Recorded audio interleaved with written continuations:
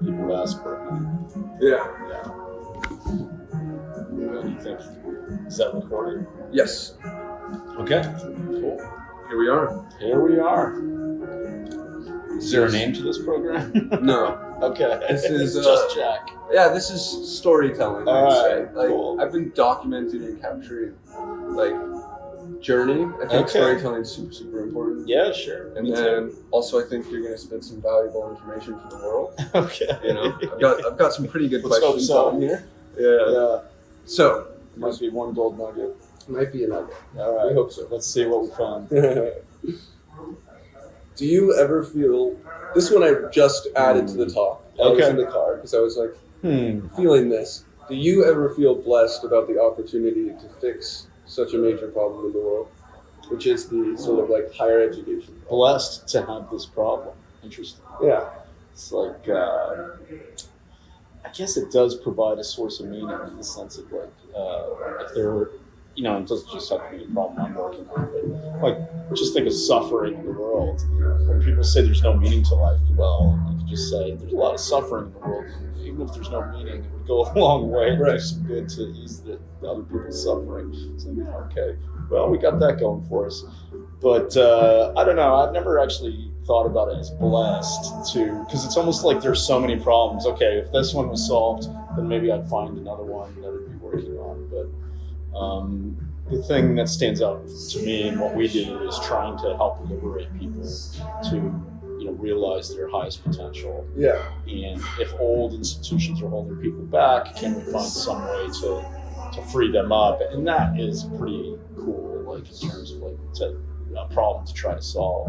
Right. I mean, it's a thorny problem and very difficult, but it is a cool one. Yeah. To some degree, I think like all these problems can be somewhat boiled down to sort of that raising people up on Maslow's hierarchy of needs. It's like Yeah, to some degree, it's like, can you give them the resources that they don't have? That can be money, but it can also just be sort of like direction and validation. Yeah, there's something to that. Maybe, there are famous thought experiments in philosophy. Like Plato had his cave. It's this place where people saw, what we think of movies, shadows on the wall, and they took that for reality, right? But maybe where we really are is a prison. And we can all cooperate to marshal resources to one person who will get out. Can we fund the escape of one person? With the promise that if that person gets out, they will bring their resources to bear to get us all out later at a distant time. So that's sort of my metaphor for creativity, science, technology is, can we get someone out of the current prison we're in? Correct. And with what they find outside of it, can they liberate us all? So maybe the genre of the tale is the jailbreak. I'm not quite sure. What do you think that prison is? Where do you think the confinement is? Well, I think it's tied to, at the broadest level, is like, can we have fewer bad things occur in people's lives with less intensity, shorter duration? But then there are also goods we can't possibly imagine, Right. which could be something like you undertaking an epic odyssey to Enceladus around Saturn, and you're drilling for water. Who knows what? And it's this amazing adventure. I think that could be cool. But yeah, I think in all the arts are explored. If people had more freedom to just create broadly, I think that would be positive. I love that. And I think about that a lot. I think about how the current people telling big stories in the world, how many of them are on epic quests towards like truly redefining some major thing? Because influence in storytelling is essentially a way that you're pinging like all other people, all the neurons of the global organism to help towards whatever sort of flagpole that you're placing in the end. And it feels to me that there's really a lack of like just cool flagpoles. Yeah. Flagpoles, like, even if we just placed them, that we'd get there, but we're just not placing them. That there's like, at the top, Mr. Beast, there's like a new guy, Eric, who's blowing up. Okay, well. It's just sort of like, I know Mr. Beast. yeah.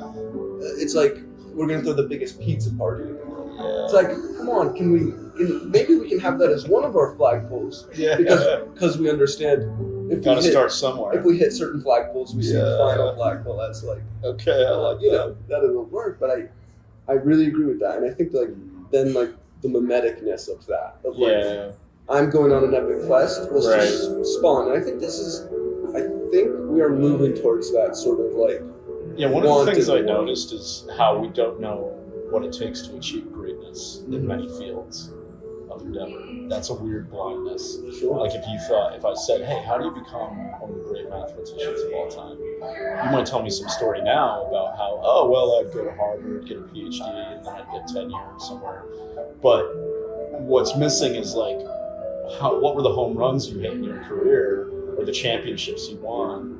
And I feel like if we went field by field, math, physics, chemistry, biology, whatever, there are all these unsolved problems that are on the order of like winning a Nobel Prize or something. Yeah. But the way our education system is set up, instead it's like, wait, we're not going to talk about that. Instead, what we're going to talk about is you got to master for 15 years, you got to put in the work. And then maybe at that point, you get to tackle one of these unsolved problems. Right. But I wish as a society we brought that forward and just said up front, like you walk in the physics building, here are the top 10 unsolved problems. Number 1, Yeah. there's no unified theory. Here's right? the flag posts. And even the smartest people in this building have not solved these problems. So it's like great, and as your professor is as much as you don't admire follow anyone. Yeah, right, exactly. So yeah, I love the idea. I like that metaphor of the flagpoles too, because it's like, okay, yeah, what's the next summit? Where are we going next? Right. And I think you wrote about the like that sort of just flagpole setting and saying like try to achieve greatness is sort of like the Montessori. Yeah, it's like I read a book recently on architecture of all things, and there's a whole chapter on how we're a wall-hugging species. So apparently this is ancient unconscious behavior that many other mammals share, which is when you walk into an open space, most people gravitate to the walls. So like an Italian plaza, if you walk in, most people go right or left along the edges. And that's because with the back against the wall, you just feel safer, Right. more secure, safe from predators. But for me, it stands as this metaphor for how little we explore that open area. There's like there's a mimetic character to it. You see the people before you, and you just feel safer hugging the coast. Yeah. But to actually sail out into the open ocean would be dangerous. And I do feel like in terms of if we could sort of map what it takes to create greatness in people, Yeah. I feel like a big piece of it is somewhat of, for me, I know this is true, and I know a lot of like people who I consider great have it. It's just some sort of existential dread, Yeah. which is just like, That's on the motivation side.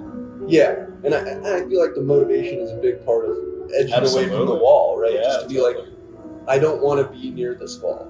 I want to do whatever it takes because I know, like, I don't really know why I'm here, Yeah. what I'm here Or for. maybe it's just a more exciting But life. like, yeah, A whole lot I'm of gonna living figure out it in the out. open. Yeah. A whole lot of excitement. No one's over here. Out in the middle of the world.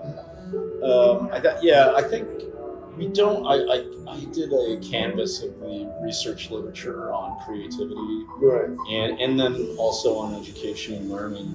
And like some of the big blind spots are, one, we don't know the origin, like what are the sources of creativity? Right. Why are some people more creative than others? You get all these lame observational studies that throw some people in a lab room and like, hey, how many different ideas can you come up with about how to use a brick? And it's just like, okay, this is lame correlational stuff. And then on the motivation piece, I think we don't know how to get someone to want to learn. Right. Or have a passion for exploring someone or exploring a topic or Right. Going out into the open ocean. I think that's really hard. People are lazy. People, especially when they confront problems that elude their understanding, we all get frustrated and give up.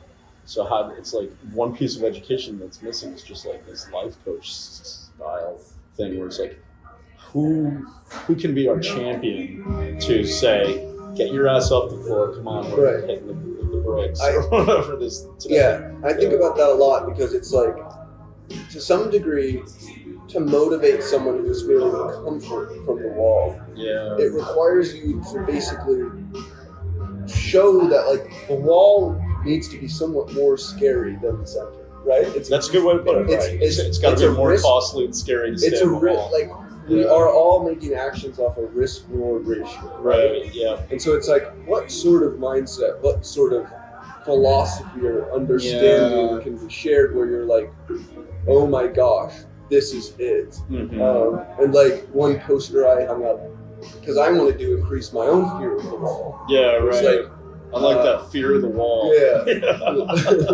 was like, who are you before the singularity?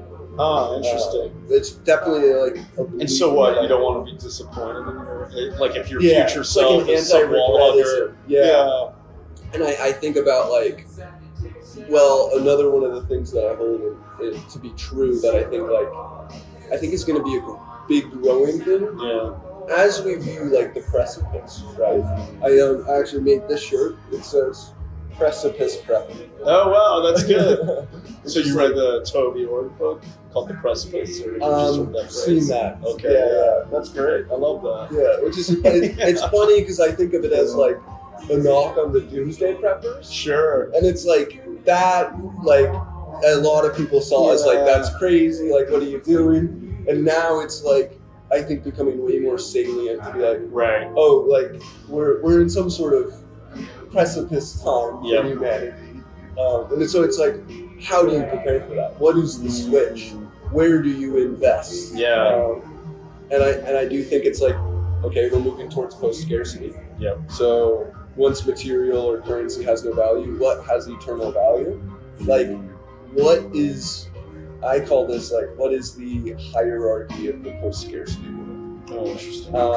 And this is some sort of fire that's lit. Right. It's like, okay, I think it's based on like, how much good did you do to help create this? Wow, interesting. You know, and that's somewhat of like a karma pill. Of like, try to farm as much good karma as you can. I guess it depends how much, in a post-scarcity world, like how much remains to be done. Like what can't be done by machines and providers. Mm-hmm. And they can do a lot. So what remains, and I'd always just come back to, well, it must be something to do with you as a person. Like, and then this ties to that motivation piece. Like, okay, you have all these resources at your command. What do you do with them? You know, are you just going to live a life of consumption on the beach, or are you going to, I don't know, just take to the stars and explore the universe? I don't know, but I think there will still always be this existential angst that why am I here? Where am I going? What do I want to do with my life? Because your time will be limited unless we, cure aging, which certainly could be possible in some fashion. But time will always be scarce. I think we'll have a post-scarcity society and still be limited in time for a long time. It will be interesting how people choose. Yeah, right. There's so much to do. Yeah, I mean, maybe that emerges a whole industry. It's like how to spend your time. I think in interesting ways. I think like one video that I watched that explained this pretty well was, and I guess I'll pose it as a question to you because it's kind of a fun question. It's like, I was a part of some simulator team, and you kind of designed this whole life path that you're on. Okay. You have an opportunity just to go to restart, to go try again, live Same again. sort of life pattern, or totally new? It doesn't matter. Yeah, maybe randomly generated. Okay.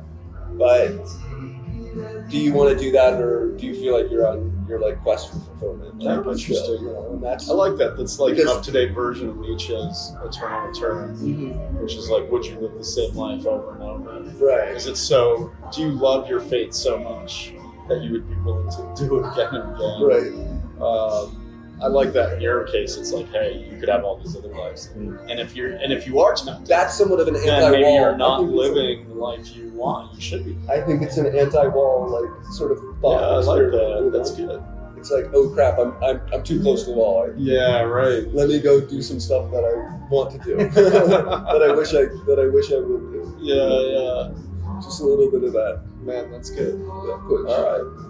Yeah, I feel like we could go down this like we could keep talking area forever. All right, next question. Right. We got to keep searching for these gold nuggets. Some good ones in there. back to the ground floor of higher education. Okay. Why do you think there is a bottleneck at the innovation layer? For educating people? Well, because the erroneous assumption about education is that the main purpose is education. Sure. So I think there's been little innovation because people don't really care about educating people. It's more just about status signaling, exclusivity, and then that wider signal about, okay, graduates of some university, right, they possess some set of characteristics that are rewarded. And that is like exactly, I think, like a really good sticking point when I try to convince people that the system they're a part of is messed up. Yeah. Is your school, your college, its goal is to teach you to become better at creating value in the world, right? This is the purpose. Yeah, I mean, maybe they say that, they don't right. actually. This is the at least personal understood thing. Because people don't like to say like, no, I'm going to school for status. Yeah. At least on a personal identity level. You identify. Never with mind the that there's a velvet rope at admissions. So because people identify with the value, that's what is the pinpoint of like persuasion, I feel like. Which is then to say, if your institution is so good at helping you create value, then not only should it be free, because they can claim a small piece of the value you do from all your homework and different work, but they should actually, if they're a very good institution, be able to pay you in order to go to the school. Yeah, wow. Because they sap some amount of the value. So if they were, I think they would have to know they get future value. Yeah, school is like an institutional guru at this point who's scamming you on the basis of like, oh yeah, come take my course. Be from yoga or Harvard, take the quiz. Come take my course. I think people are so familiar with that like online guru selling courses that are kind of bullshit now. Right. Let me teach you how to make money. I can teach you to get a good job in the future, Teach you how to flip your house. Yeah. Have someone wear like an outfit like they're at the university and they like embody That's it. funny. And then you can show how much. Yeah. Come on, it's only 4 years of your life. Yeah, call now. $50,000 a year. That's all I ask. Our phone lines are busy. No refunds. Sorry. Yeah. So, I guess like the bubble that you wrote about in your book, and a bit of a different bubble, but I see them as two bubbles of the same bubble sphere. Okay. Is like there's the higher education one, and then there's one in any frontier that's being funded by venture capital. Yeah. Bubble sphere. And to me, this stems from the fact that at the layer at the beginning, there is a lack of innovation. Right. If there was enough value being generated from the money being funneled in, then we wouldn't have a sort of like bottleneck where things get overinflated. Yeah. Because there would be enough capital to flow into the early system stages. Right. But instead of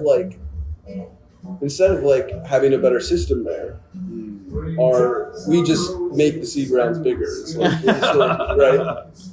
So it's like the capital doesn't become more efficient over time. Yeah. And that's because of a lack of an institutional flow of capital. Interesting. Okay. I think, every bubble depends on a story. There's some story that people start telling about the future. Yes. And it captures their imaginations. And with education, it's some story that you're just setting the guru, so that's not quite sure. When it comes to technology, there's always this promise of whether it's railroads in the 19th century or Web3 stuff now. There's some future story that people are believing about how good things will be. And what I want to say is I think it's important to have those stories because it's what motivates people to search out that frontier. And so in that respect, bubbles could be privately wasteful because you or I get suckered into some speculative investment, or maybe we even joined a company that's making something that's bullshit. Yeah. But I want to say by and large, though, it could be privately wasteful but socially beneficial. So the fact that there are thousands of us entering into this horse race to try to be the best luxury company or build a railroad is socially beneficial, because in the end, one of those things will turn out to have worked. But 99 out of 100 won't. So I think when we examine things, it's like, okay, we got to understand, is this socially beneficial? But even though any given participant might be doing something that's not quite good for them on a self-interested basis. But then when I look at VC, it's like I think it's a sign of the stagnation too, which is that there's so much money, but too few good ideas. And so we have to ask, how do we increase the supply of good ideas? Well, one thing we might do is actually stop banning them. So it could be like nuclear power or something like that, where the regulations have just prevented people from building things. Sure. But then I think socially as well, there's just so many, like that as a society, we're a bunch of wall huggers, so there aren't a lot of good ideas out there. So the few that there are, it's like there's just so much money pouring into it, and that's pulling up the valuations. Right. So that would be like my color that I'd absolutely say. I somewhat think, like, relevant to you talking about architecture earlier. Right. I think a funny distinction that is made in the venture capital world, and there's a reason for it, is the idea coming from the sort of first-time founder, like that they should be able to pick a good idea. I think it's notoriously understood that so many engineers who say like, I'm going to build some X product, just don't understand like the consumer market and build something that's like, it works, but like no one wants that. It's just and then, like a useless trinket. If we think of construction as a more like well-polished sort of system, because these structures and like the amount of capital in these systems has been there longer. Then there's architects who design homes, say, hey, here's how a good house can be built. Right. And then you have the construction people who are like, okay, here's our blueprint. And I feel like that's like not a standard thing, but could definitely be more of a model, is the VCs or the exited founders or the experienced people who have, built working good houses before should be the ones who say, here's a good way to build a house, a good roadmap towards that thing. Okay, so... And I think the argument would be like, without the founder having ownership and like bringing that idea out, that they're not going to be as convicted in its creation. So is there some sense in which you think like the last generation of great founders should somehow tutor and mentor the coming generation, and even down to the level of problem selection? Yes. It's like, hey, you're wasting your time working on this app. Yes. You should be building, some new way to desalinate the ocean. And I think they not only should basically do that, but the firms, like I think a venture firm is someone who's then very good at judging ideas and understanding what ideas should work in the market. Right. So it's like they kind of know what they're looking for. Yeah. But the distinction is there's a gap between these two things, which is to say, okay, now there's a whole bunch of founders who are trying to find and work on something and then present it in a cool way, get someone's attention, and that be the correct thing. And that seems like just wholly inefficient. Where, okay, take Firm puts idea up, Firm says, here's a scholarship.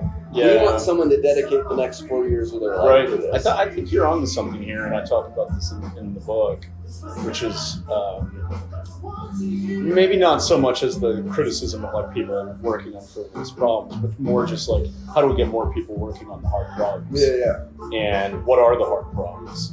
And so in like encyclopedic fashion, I go through 10 or so that I think are pretty important. But it's astonishing to me that was so. I noticed when I started thinking about it and writing it that there's nothing out there that exists like this for the layperson, or like someone who's in their teens or their 20s, where it's like you gotta read the actual academic papers to understand, okay, what's going on in the world of, to use freshwater creation, right? It's like, how come we haven't figured out how to turn the ocean into drinkable water, right?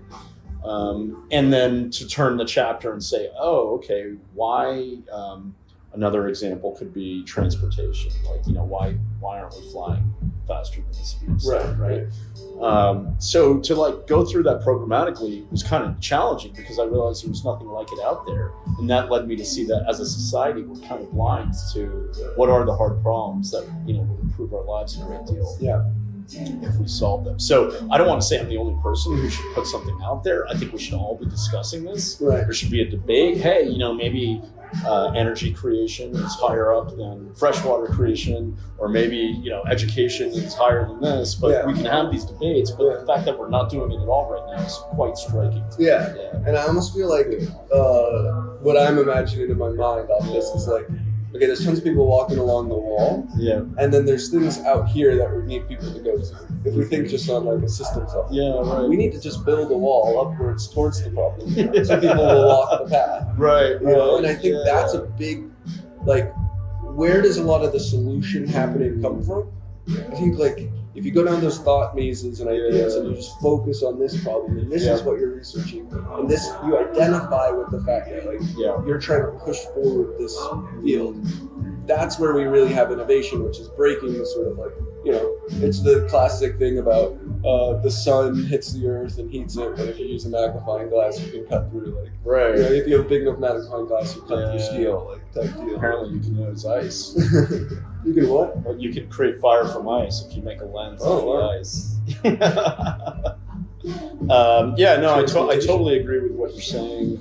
I think one place that's kind of interesting to think about is the charisma of individuals and how that might inspire the next generation. Mm-hmm. So I think as a society, even in America, we knock down great people. We don't take them seriously. We want to destroy them. So billionaires are, they're decried as evil forces in a world of inequality. There's envy, where it's like, hey, we want to rip down Elon Musk. He's certainly a problematic or interesting guy, but like we can't possibly acknowledge that he's done something incredible. Right. So I think if we celebrated wealth and success more as a society, that would be a change. I think like I've viewed the social media and influencer scene pretty like pointedly, and so a lot of that is about PR to a degree, right? Like, you get canceled. Okay, how does someone repair their identity? And I feel like this is something that billionaires are just absolutely terrible at. Terrible. Yeah. Which is those candid videos, the things that make you authentic and shown that like, hey, you're another person who struggled and like was wanting to help the world. Yeah.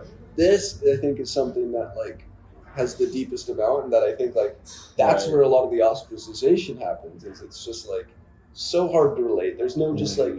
It's all professionalized. Their output just seems content. Corporate. It's not. It is establishment, real. right? Yeah. People are anti-establishment. And they feel they're like, this is someone who's a part of my oppression. In their own way, they're wall huggers. Yes, 100%. They're sticking to right. some safe vantage it's fear point. of like, I don't want my ego to like be hurt. Yeah, it's true.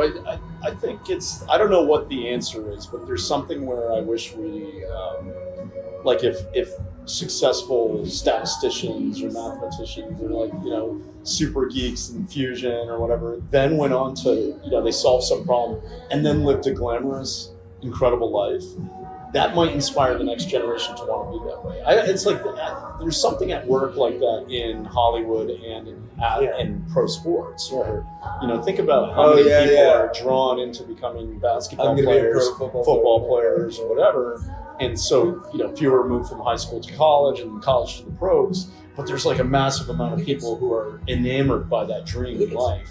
Attention flows where, or energy goes where attention flows, something like that. That's good. Okay, like, so you watch these things, you say, there's respect these people. I mean, it's deep within human nature to want to watch sports. I don't know. And there's monkey see, monkey do vibes there. So it's like more than just like the aesthetics of baseball or something that's pulling people. There's something primal about the drama of two teams and conflict, right? 100%. I think it's a so we don't get that in physics. We don't. We need it. It's like you're never going to get like people in the stands cheering on the math competition. Here's actually one of my thoughts on like, okay, how do you do that? And this is something that I'm implementing with the startup college model I'm working on. Okay, cool. this algorithm, which is like really built off of storytelling, it's hackable when you tell a story that's very consistent towards a really cool goal, and you post daily. And so what that looks like is when people do day one of doing X until X happens. For example, there's a guy who's on day 60 right now, staying outside Twitter until they hug Elon Musk. It's just absolutely viral. Yeah, because it's the commitment, and then it's an update every day of like some small progress. Right. And that is perfect for people's brains, which is like, here's a flagpole, this person's slowly edging towards it. And relative to another video that you see while you're scrolling, because it's a consecutive post from the account, it's a lines rather than dots, which is like very tailored for I like how that. you want to get I like that. And so take a physicist or someone working on desalinating water from the ocean. Right. And they say day one of figuring out how to do X crazy amount. Like, set that flagpole of where they're going to go. Yeah. Not only is there more personal accountability, because the daily they're posting publicly on a social frontier what they're doing. Yeah. 2, there's mimetic desire happening. 3, I mean, it's really the building. It's you're onto something. You're because people do this with Strava. I haven't used these fitness apps, but there's something similar in those, right? Where it's like, hey, publicly show among your friends that you did this workout, get your points or whatever, and it seems to motivate people. 100%. Yeah. So maybe there is something there. You add your own social credit score into the system. Right. But when it comes to really tough stuff at the heights of human intellect, it's interesting to me how ashamed people are to admit that they're working on things. So Andrew Wiles he ultimately proved Fermat's last theorem. It took him something like 8 years to do, and while he was doing it, he never told anyone he was working on it at all. He was at Princeton, later Cambridge, and to actually admit that he was tackling one of the hardest problems in mathematics was just too much hubris and too shameful that he kept it private. Wow. And he had to because people were always wondering what are you working on. He'd publish papers to make sure that people were like, oh, he's still a professor who's doing things. But he kept it quiet. And then finally he announces to the world that, hey, I think I solved this thing. But it's that's sad though, right? Because it's like what you're saying is like, well, shouldn't we be celebrating the fact that he's like, oh, I'm going on this long quest. I may not make it back. Yeah. And we should all be rooting him on. Yeah. But because we're ashamed to admit that we're working towards greatness in some of these fields, he had to hide. And I think that's a bad society. I think we need to change that. Yeah. There's something to say for like if there's some like really established people working on cool projects, having an offering to just stick a videographer into their to tell their story. Well, and maybe it takes some editing. Another thing I saw recently that I just love from last year was this documentary about the Beatles making their album Let It Be. It's like all this footage was unearthed, and Peter Jackson, the director of Lord of the Rings, had to edit it down. It was still like 9 hours, so you got to be a diehard fan to watch it. But it's incredible because you see like Paul McCartney conjuring out of nothing these songs that are now immortal. It's like he's writing Let It Be in front of your eyes. And you get to see the brush strokes, you get to see the errors, you get to see how they polish it and hone it and stuff. And that I find truly inspiring. I really dig that stuff. I went down the rabbit hole. I mean, so it was that, and then someone was like, I'm not a big Swiftie, but like someone was like, hey, Taylor Swift, people accused her of not writing her own songs. I think it was like the 1989 album. So for the next one, she used her iPhone to show herself, record herself writing all these songs. And you can see them on YouTube. Just look it up. And it's awesome. It's like she comes home from a night out. She's at the piano. She's like humming some tune. Next day, she shows it's refined a bit. Next day, she's got some lyrics. By the end of the week, it's like now a pop song. It's like the man. Yeah. It's like the man behind the curtain. You get to see. Yeah, right. And you get to see the errors and the struggle and the searching. It's just another human just dedicating themselves. Yeah, but then the fact that it's there at the end, you're like, holy shit, that is a creation, right? And it's awesome. I wish we had more how it's made. how it's made. Yeah. And You ever watch that? Okay. oh no, that's a program. That's a program on like, It's like the Discovery song. Channel. Oh, okay. no, it's on different thing, Discovery different Channel. thing. They show like manufacturing lollipops. Okay, great. Just Yeah. things that you're just like, Yeah. I see these things every day. But Yeah. How cool would it have been to have a camera in the room with Steve Jobs beating up Johnny Ives Oh, right. over like the design of the iPhone, and then you know, Like, it's this is part of what motivates me. Yeah. Because I personally, I bet on my own future of doing things that are noteworthy. Okay, cool. So it's like I'm not having it edited right now. Different So stuff, like 20 years from now, you'll Yeah. honor this video. Yeah. Oh, okay. Well, I this see one the might camera be as a this C. one might be a little better to just it does have its individuality as a good Okay. YouTube clip. Yep. I can feed off your name on YouTube, let people search. I'll probably bot it with a few thousand views, so I All top right. rank on your name. Yeah, So I grab that search traffic. Okay. Amazing. So then I find more people disrupting the higher education. Link them into the higher education network state. Yeah. All right. I like that. Resource sharing. Oh, the higher education network state. Is that something you see? That's actually something I just went to SF. Okay. I was there right before, Yeah. and I met this guy Nick Link. He's don't know. working on something called the Residency, Okay. which is it's pretty cool. It's kind of the idea of like at every single college have a accelerator or venture house for just people who are dropped out. So you get the social scene of the college, Smart. Yeah. but you're like almost higher social status at the college because these are Right. the guys who are just like have all the free Yeah, time yeah. building shit. I think there's something to that. Someone There else is was telling me something they were to that. working on this. This guy Yeah. Lucas Chu out of Harvard yeah. was coming up with an idea. I think you're right because you could be parasitic on the good things about On the college, which is like the I want to social go for the scene, culture, exactly. the random collisions, the And you're that, parasitic yeah. not only to the degree that like that is cool for the people, but you're Yeah. mimetic because other people see, hey, these other people my Right. age are working on cool shit. Who Yeah. are like no different than me. They still are at the same college. Yeah. Like, wow, what am I doing? Yeah.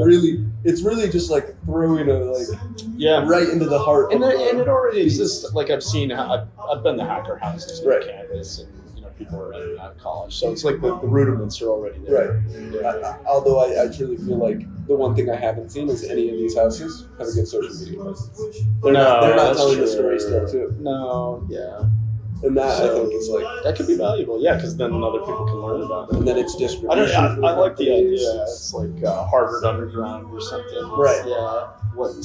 Founderwood rather than Hollywood. Yes. All right. There you go. I like that. Founderwood sounds dirty. All right. What? Right. Yeah. How are we doing on this interview? Oh, We each covered a question lot. just Just spawns keeps- so far.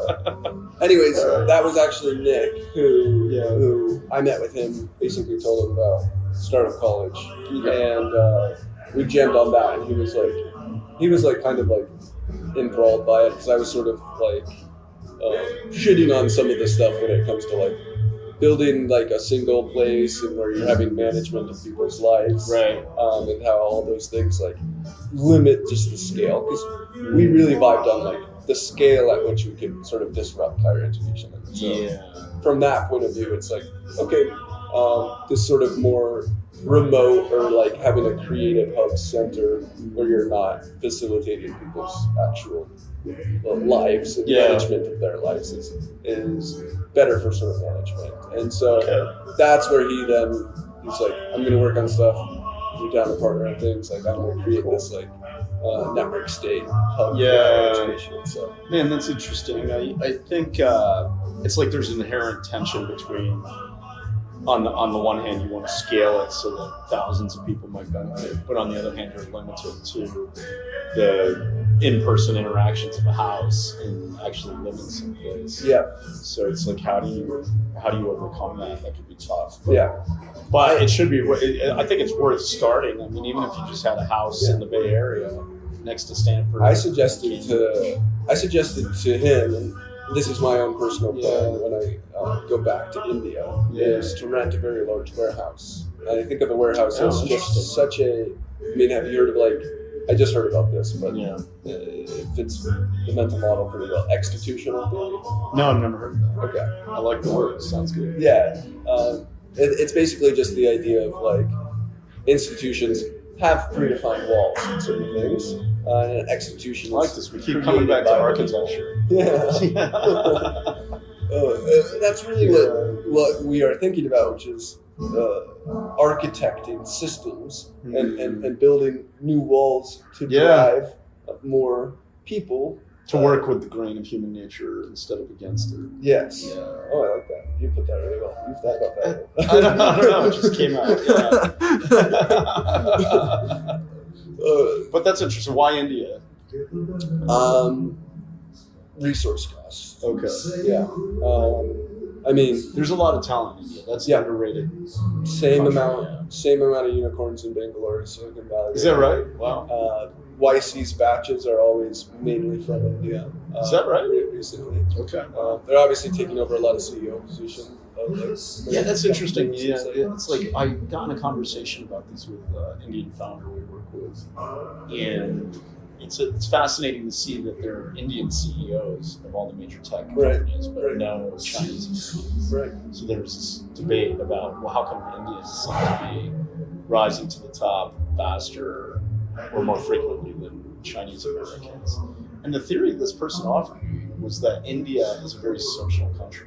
Yeah. That a lot of Indian culture is based on social capital. So it's like everyone knows someone who knows someone. Yeah. There's all this kind of wheeling and Yeah. dealing.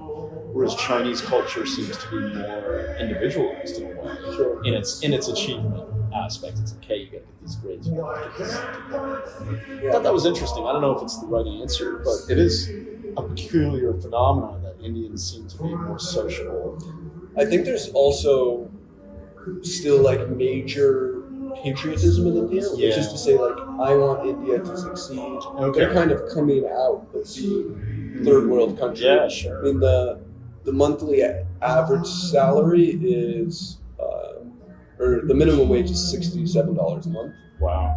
And I think that piece of it on like playing on a global field is like they're essentially viewing what they could do as so much bigger. You know what I mean? An American thinks, build $1 million company, it's something. To someone in India, that's like building a $200 million company. I see. Yeah. Or Very $20 hungry million. nation Yeah, in terms of on the up. exactly. Working hard. Exactly. And so then on top of that, just on that sort of wage distribution, for paying a scholarship, I'm essentially paying a full salary when I pay $1,000 a month. Wow. Right? Right. And so I completely negate the side of like feeling like someone's risking a piece of their lives, where you do $1,000 a month here, and more so you're just given a small stipend. Yeah. That's a good point. Yeah. And so from that perspective, And if you know Indian culture and you feel comfortable being there, then that makes a lot of sense. way more people, Yeah. way more gritty right now. Right. Amazing tech talent. Yeah. We Um, backed the company that's helping anyone, mainly in America right now, but helping anyone invest in Indian companies. This is Oh, wow. right. They're going crazy. Okay, yeah, it's exploding. Yeah. Just so much talent. Yeah. Yeah. All right, next question. Next question. Do you think becoming a founder will become easier, and why? Interesting. I guess it depends on what that means. So, even though there's been an explosion in attention and people and money into startup founding, which is great, tech startup founding, those are very different companies from just like businesses, small businesses. And if you look at American economy over the last like 15 years, 20 years, the number of new small business creation is down. Mm-hmm. So, in a sense, I wish it was more respected and celebrated to say, hey, I want to open up a hardware store, Sure. something of that nature. And those people are founders, right? They're not, they're starting something new. Yeah. Uh, There's a so, big fear of retail. Yeah, well, it just seems so risky, and then it seems also like maybe for people who are on the up, it's like, oh, you're loose down. Right. So that's just a broader point about, I think, and it ties into the education system. It's like everyone thinks they need to be on this assembly line to pretty professional career, and the gateway is college. So I wish as a society we didn't denigrate the trades. We actually encourage people to work. Maybe we'd have apprenticeship programs and so on. So yeah, that I wish there were more founders and it was easier to become a small business owner. The next thing would be like this idea of like tech startups as scalable businesses. And will it become easier? I think the capital is there. I think we could do better on trading best practices, like there's some level of know-how. Yeah. But I don't know. It's like, I wish there were more people founding things, but I just don't. It's like I don't want people to just found Web3 companies or something like that. So it's like it's very hard to tackle some of those hard problems. Right. So it's just I don't know. It's like yes, the answer is yes. I want more founders, but not just working on stupid problems. Like work on hard things. Right. And that's a really hard problem. So I don't know the answer. But yeah, the answer is yes. I also think so there's the intro to becoming a founder, which I think you just touched on there. But one thing I think that's for sure becoming easier that I've seen evolve is, if you think of like a company as like a bunch of puzzle pieces, inside of that's like, okay, you're gonna need a logo, maybe a website, banking, like all of those things have become super stacked on top of each other. Yeah. Like Mercury, Angela Stack. More and more of these things are becoming more and more central. Like we solve this for you, we solve this for you. Right. I'd say from that perspective, like on a solopreneur standpoint, and just getting like your legal stuff set up and the right documents, that sort of stuff is becoming. Yeah, the cost is coming down. The ease is increasing. It's just incorporating. Tapping by. It's so easy to incorporate now. Yeah. Whereas when I first started, it was like required actually contacting a lawyer. Have you used like Angela Stack? That was like. I haven't used that, but like with the incorporation, something like Clerky is what we recommend. That's pretty one-stop shop, and you're like, wow, I'm a Delaware C Corp in less than a day. Angela Stack includes, when you incorporate, you get like, not just banking, employee overview, best agreements, automatic dashboards. Yeah, so this kind of stuff should be plug and play. Yes, right? It's. What's hard is inventing something people want and need. Mm-hmm. That's really tough. So I don't know. It's like to get more founders to do that, we need to understand the education, creativity, motivation problem. Yeah. It's like we don't have enough people working on these things, but I don't know how to. It's like as a society, how do we create more creative individuals? I don't know. We don't know the answer to that. I don't feel like it's that complicated. I feel like it's truly mimetic desire. Yeah. So like more public building and institutions that are building these big storytelling. The storytelling of advancing this forward alone is then a whole. Right. And then the other portion is like creating the system that de-risks that path. I think the main reason why someone doesn't go do a lot of these things or focus their life on it is simply because they want security. It's just a Maslow's hierarchy of need type deal. Right. And so it's like, okay, what type of funding can we give someone? Can we pay them $15 an hour to work on this specific thing?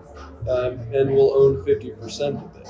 Yeah. Will we make a profit in the end? What's our EV of a founder's time? I see. Some kind of like income sharing. I mean, maybe a loan. It's like another way to do it. That's what schools do. I like it as hourly because I think that distinction of every hour I work, I'm getting paid for is really good for consistent motivation. There's one really like funny thing when I was young that I observed was the fact that, and I know this was like shared with many people. I'm very confident in this being systemic. I could mow the lawn for my father. We had a push lawn for $15 an hour, all day, summer heat, 110 degrees in Arizona. And that was cool with me. Like I'm making 15 bucks Yeah, while I'm doing it. It's a lot of money. Hard work. Yeah. I had so many things online on these forums and just different stuff where I'm like, I need to just make some sort of script or bot, and this will probably print me $3K a month. That I just couldn't do. Yeah. I'd sit down and I'd get brain fog and I'd just play a video game. Right. And that doesn't happen now because at a certain point I finally did it and I finally made money, and that feedback loop came real because then I valued my time at that certain degree. And this is stemming back on a neurological basis. Our dopamine that we release and where motivation comes from is an expected increase in dopamine divided by calories. Okay, right? interesting. Yeah. That's very much so how we operate. We optimize for reward divided by expense. Okay. Evolutionarily, this made a lot of sense because Yeah. we're not artificial sources of dopamine. That Instagram, lots of dopamine, Right. not a lot of calorie usage. Yeah. No reason why. Junk food. Correct. Dopamine. Yeah.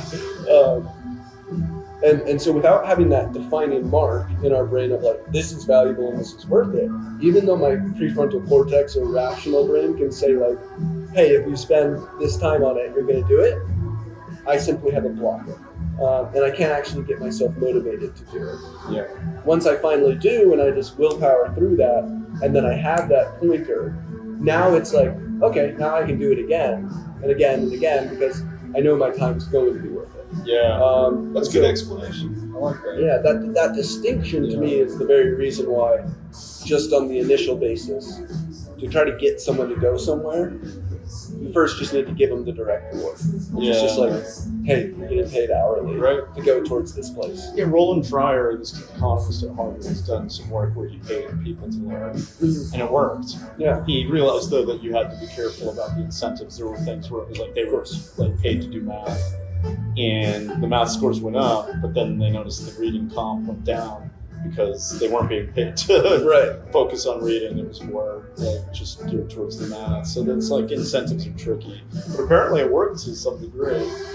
So yeah, I think maybe we're on to something. I can pay people to work on certain. Yeah. That was my original. skill acquisition. That was my original idea or model that I pitched on the Theo Fellowship in in 2017. 2017 that Okay. I called Tadpool on the Yeah. internet, so I can show you the website. The reason I didn't go after it was I felt like a fraud, Yeah. which was to say that, like, how am I going to build a business where I pay people to be a successful entrepreneur where I'm not proof of it myself? Okay, that's fair. And so that was the initial reason why I didn't, even though this like core like push. Yeah. So now I feel like I've come back around finally to like, oh hell yeah, like hell yeah. Well, it'll be interesting. Yeah, I'd love to see you run some experiments on that. It'd be Yeah. fun to see what comes out. Man. All right, one more question. Cool.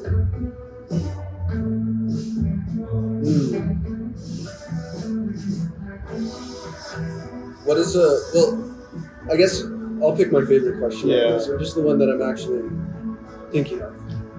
I feel like, and you definitely have grand plans of disrupting like higher educational system. Working on Right? I see 1517 as a fund, which is more of an equity investing version of it. Yeah. like maybe a similar investment thesis as Theo Fellowship. Sure. But it very much so, I see it's just like, it's not really a disruptive model. Yeah. And so rather than the fellowship structure, like, which I thought had a lot of promise to just turn into sort of a monetized fellowship structure that could then scale. Right. So I understand funding companies and still, you're funding cool stuff and Right. all of that's awesome. But why sort of not go after that? Are there plans in the pipeline to go after that? Yeah, so it has a lot to do with just the law, which is like it's hard to give away money to individuals in particular. So, first we got to make money. We've had some success doing that. I think as we expand, we'll continue to make investments. And if they pay off, we can start thinking about, can we set up some donor-advised fund? This is a legal term to describe a certain type of nonprofit entity. And then that DAF could start making grants on... I'm saying monetized. I'm saying non-grants. Oh, I'm non-grants. saying a monetized version of the Fellowship. Well, so then it's like, okay, where's the money coming from? How do you make money? Equity. Okay, so you're making investments in startups. Not quite sure. No, in people dropping out or I guess young yeah. founders So out of that college. can't just be a metaphor. Right. It's got to be okay. Legally, what happens? Do you give $100,000 to an individual? You invest in it in a company that this individual has formed. The reason I say you got to get into the details is like, okay, it's because if you donate money to an individual, like the Teal Fellowship, there's no ownership at all, Yeah, right? yeah. It's just a gift, No, you're investing which is in- great because then you can give it to an individual. They get to do something with it. Where it's bad and what you're saying is like, okay, well then when that individual like creates Ethereum or something, you're not getting any return back into the program for the next generation. Okay, that's that limit. So then maybe you switch to the equity idea, but then you're investing in not an individual, you're putting it into a company, and companies aren't individuals. So it's like the founder could fizzle out, they get removed, but your investment is in the company, which still grows or fails and so on. So it's like you're tied to a specific idea and not the person. Mhm. So it's like there are trade-offs with any one of these decisions. It's like there are good things and bad things about it. The good thing is that you get returns and maybe you can plow that back into the next generation. Yeah. The bad thing is that it's tied to a company, so it's not just like helping a person out. Yeah. One thing I thought about this for structure was, I think when you define what a company is doing, that can be a limiting effect for sure, especially early on. Right. It's like, and then when that individual changes what they're doing, they almost feel like, okay, I'm going to go separate from this company. I'm starting a new right. company.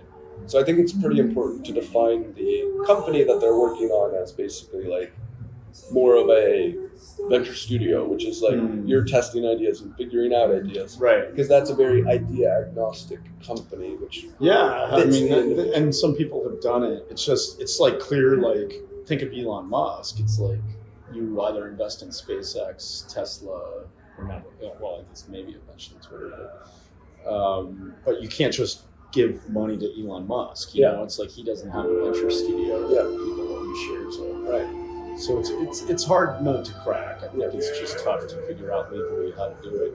But I agree, it would be cool if you could. And income share agreements were an attempt at this, where it was like, can we give someone money in the promise of future returns, just some like percent of their income? But you know, like there are reasons that doesn't seem to work either. So here's Yeah. I'll give you the model that I mentioned. Okay. I guess I can't share with you. The internet's down. Right. But This has been how I've operated a lot of my business. I've been running a venture studio. yeah, But what I'll do is hire someone and then have them build the company. That I yeah, have an idea right. for. Okay. And so rather than doing that now for the future, I want to do it at a different scale. Yeah. Fully focus on having them be the CEO, because in a lot of these situations, I'm still sort of like not giving them an entire CEO role, and then also give them equity, which is like, okay, we're gonna and relative to a standard job, I think there's even something to say for doing this with some very bright Silicon Valley engineers, or people who are just like potentially amazing founders, just to say, hey. And it seems like a terrible deal when you pitch it in a certain way, but when you view it from the light of the person and two paths that they can take, it's a win-win scenario. Which is, okay, this person's making $150K a year at this job. Yeah. They're not working on something they really care about. They don't get any ownership in it, and they're basically partners. But they're genius. They're on top of something. And they should really be building a company. Yep. They're not going to take that risk. If they did take the risk and they spent 6 months, they'd probably go raise $4 million and be very valued. Yeah. Their time, the amount of value there is in that risk is massive. So there's a lot of value in de-risking that path. Sure. So go to this person. Yep. Hey, here's $160K a year. Mm-hmm. We're going to increase your salary. Yep. Work on this thing that you really believe in and see value in. So your work is going to become directly impactful. Yep. You're going to become your own boss, and you're going to own 10% of that thing. So from a venture investment look, I think that could be a model.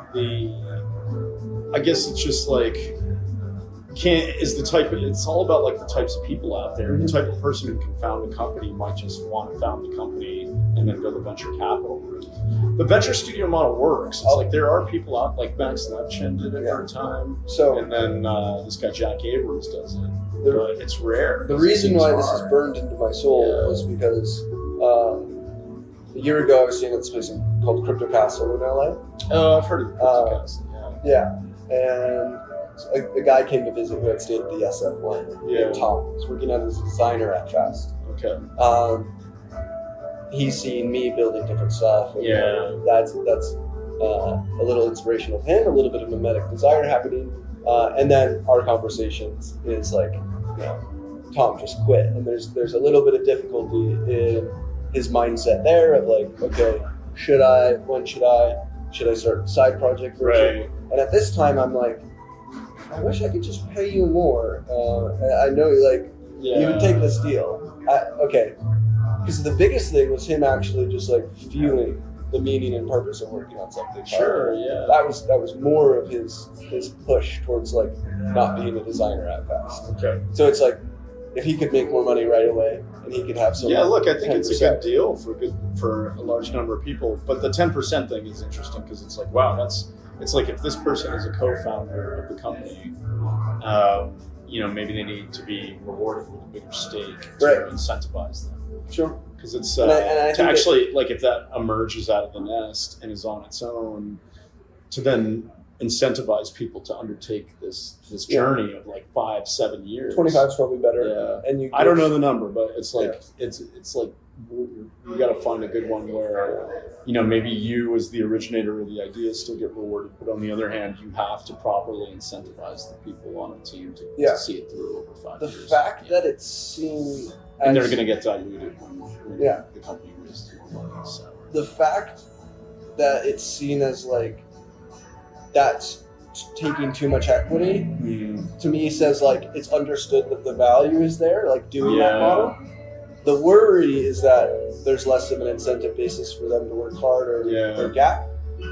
I haven't seen that. Like I've been paying people and giving them 0% equity, and they'll still do it, right? Because you're paying a salary. You're just making the job of being a founder into a job. You're turning it into a different. That's interesting. I'd love to see what comes out of that. Yeah, but I think there's 4 months later, Tom raised $2 million at a $12 million valuation. Oh, cool. Which is directly then on paper, his net worth just went up $10 million. Yeah. Obviously, it's for him to realize and capitalize on. But that would have been an amazing investment as a salary to then start and raise. The question, I guess, for you being in venture capital and knowing this better than me is when one of my, let's say, one of these like students or founders under this model goes out to fundraise for that business. And it's a venture studio who owns 75%. And they own maybe 25% or 50%, and co-founders own they're all splitting that. Would that be a difficulty for raising? I think everything is context dependent, but what I'd say is, as an investor, you want to know that the founders are properly incentivized to see this through over 5-8 years, whatever it takes. And Silicon Valley has evolved a model of equity ownership that seems to work in practice, even if it can't be fully justified in theory, which is like, if the founders are so diluted in the early stages, they're going to have so little ownership in the 5th year, they're probably not going to stick around when times are tough to see this through. And so if there's a lot of dead weight on the cap table early, like this group of people who maybe came up with the name and the idea, but now they're not contributing, that can be a worrisome factor. It's like, what are these people doing with so much equity? And whereas the people actually working on it and moving it forward today have so little, that can be a concern, and it means that we won't pass as investors. I don't know. But that said, it should be look at Jack Abrams, look at Levchin. I don't know what those cap tables looked like in those companies. HIMS is a big one. It's like, okay, that seemed to work for whoever was involved. So the venture model is real. It's out there.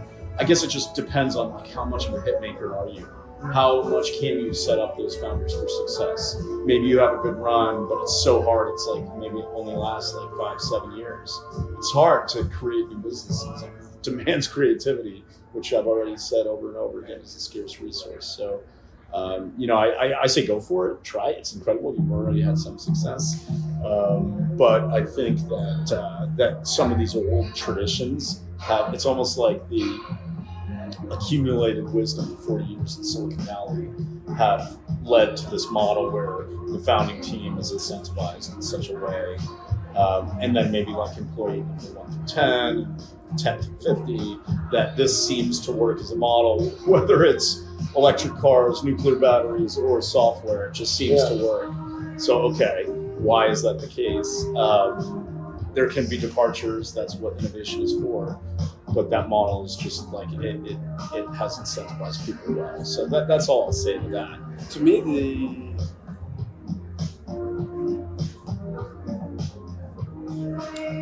the venture studios that exist that have built those powerful companies are proof completely and wholeheartedly of the capability for these things to like massively grow on that scale. And to me, that is literally how you pop this bubble. It's creating basically scholarships for the style, the flow, for someone to just enter exponential life path. With helping. I love the ideal. Yeah, I love the ideal. I think that is something worthy of trying to build. And my long-term goal is spawning somewhat of like, I see this as creating a new sort of even bond market where there's sort of just there will be an understood eventually like how much these founders' time is worth as a job, and this is an entirely new job market that forming. And to me, this is the only like hyper effective growth path for an institution trying to break open this barrier in the innovation stage. And I think if done correctly, no longer, even on the frontier of Web3 and this different stuff, would you form bubbles, but the actual total value created would be able to raise above capital input, which is the differential, is that it's flip-flopping now. And I said you see the line of sight to goals. Shoot for it, man. Go for it. Here's a good question for you. Okay. I gotta run to brunch, so sure. Sorry, take it. No. It's been fun. Yeah. If a firm could invest, because I'm just figuring out how to fund it. I know what's there. I have tons of applicants. Right. I just need to fund them, and I think it's just you got to show how you make returns to your investors. If I offered a firm that they could essentially say, you can have 20% equity of 100 different companies in a certain sector. If you want to review the applicants or the people that you're investing in, you can. And you're going to pay their scholarship for $2,000 a month. Would you do that? And I wholeheartedly think that's far better than like the one investment of $2 million for 9% of sort of the same first-time founder. I think it's just uncertain now how much of a return people will get. But once you prove it out, then you get to point to numbers. So there are crowdfunding sites for loans where people invest money into the loans that go out to individuals. And now there's a proven track record of returns on those loans. It's like, okay, I'm going to make 5%. I haven't seen how these companies perform, but they're out there. So theoretically, you would just do the same thing. It would be like, over time, you deliver returns based on this model, and then you're going to find investors. It could be syndicates, it could be angelists, it could be private individuals, and they'll say, and you get to come to them and say, hey, look, I can give you a 10% return. Here's this weird model I built to do it. And the track record's there because, look, I launched 5 companies with these founders out of this lab, foundry, whatever. And so, just prove it out. I mean, you got to find your early believers, start on a small scale, do it with a small number of people and then see what happens. I think I'd start on a mid-sized scale. Okay, well, good. Go I think I for could it. do like Yeah. 25, 50. The infrastructure of like startup school Yeah, is already there, yeah. which I'm happy into. Right. Like, so they already have like program Yeah, software yeah, set up. yeah. Okay. Yeah, Well, I'm, cool, man. Yeah, I got to get going. I got to meet my buddy upstairs. But it's been great. Yeah, thanks for coming by. Good chats. Yeah. I would love to see if. Yeah, please keep in 15, touch on this stuff. Yeah, happy to talk more. I'm trying to start this in January and go to India, rent the big Okay, warehouse, cool. and basically tell the whole story of doing Yeah, it. yeah. Let's even if go. Yeah, we have a company over there that's helping people invest in Indian startups. Okay, So cool. I think it'd be good for you to connect with Yeah, Spencer. that'd be awesome. Yeah, That'd be awesome. awesome, man. Cool. Cut.